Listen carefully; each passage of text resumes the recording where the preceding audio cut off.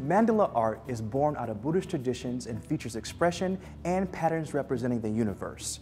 Now, mandala art is taking on a new form by a Tampa Bay, Florida artist. Take a look.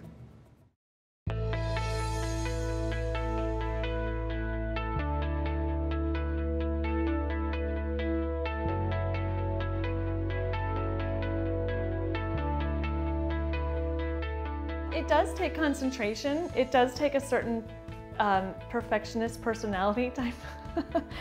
Yes, it's a process. You have to really kind of push yourself through it. I started about 2 years ago. I was working with some candy boxes. So I started creating and people really started to respond, and that's how it started.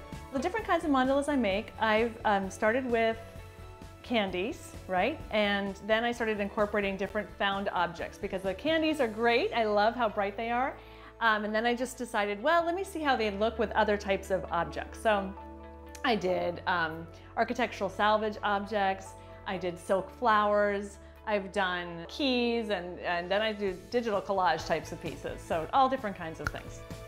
The Tibetan Buddhist monks, they make mandalas out of sand, and it's like a prayer. So they are creating, and it's several days often that they take, and they are creating these little beautiful, intricate patterns with this sand. And then at the end, they blow it away to symbolize the impermanence of life, which is in the Buddhist tradition.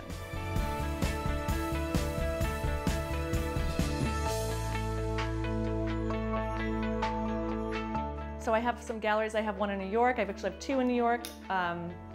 One is in the Hamptons, and I have one in Boston right now, and then I'm working on some more, possibly in Miami.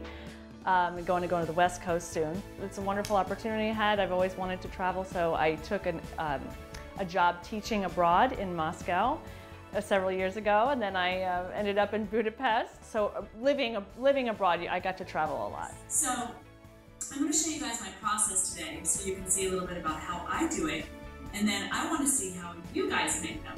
And remember, you can use any kind of material you want.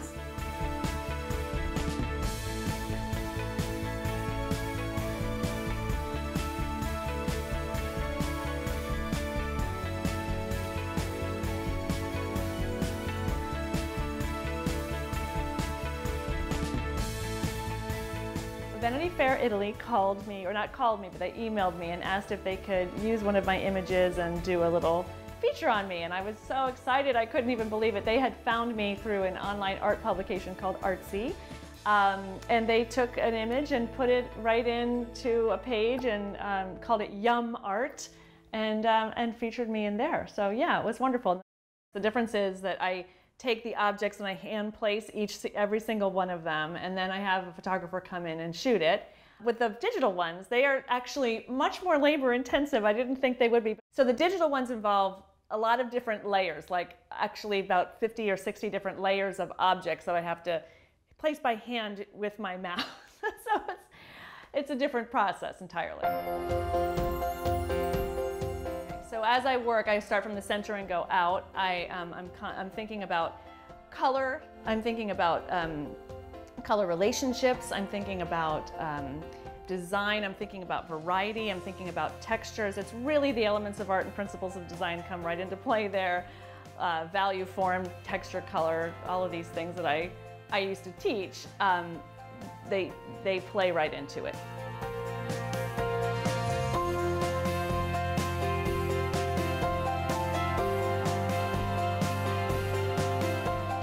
With these, I like to create that symmetry because it's a peaceful feeling when you have everything in this beautiful type of pattern where it's all, but there are some slight imperfections which make it more interesting.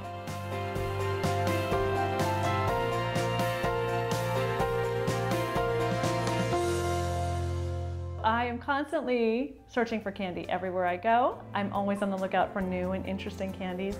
Every single checkout line I go through, I keep my candy. I reuse it as much as possible until I can't reuse it anymore. But it does look different in every single mandala because it's constant. It's like a color. It's like my paint.